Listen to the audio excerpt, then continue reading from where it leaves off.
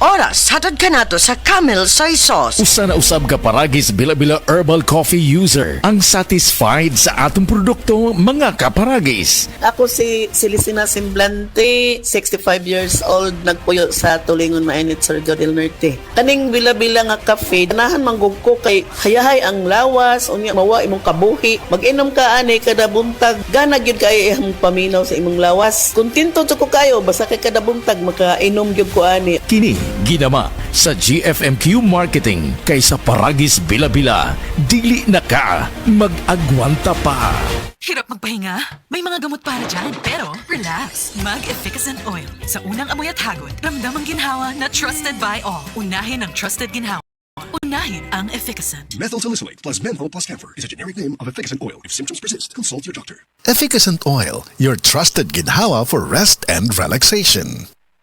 Si Gemma Libahan, diabetic ug nag-insulina. Apan, miubos ang iyang asukar sa dugo tungod sa iyang pag-inom sa Sid Panyawan Coffee Mix. As in, dako yung tabang Sid Panyawan coffee sa karon kay sige na ko padayon og inom, nagababa na gyud siya, nibaba siya og 145 karon gani 143 na lang siya. Gemma Libahan, taga Jensan. Mag-16 ako karong June. Sid Panyawan Coffee Mix produkto gikan sa Sid Marketing Incorporated.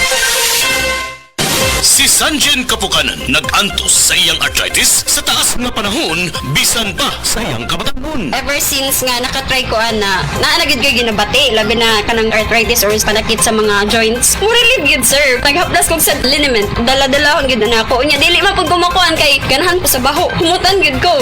Si Sanjen Kapukanan sa Barangay Cananipas, Surigao City. 34 years old na ko. Sa Sid Liniment Oil, tanggal ang arthritis. Gyapod-apod sa Sid Marketing Incorporated.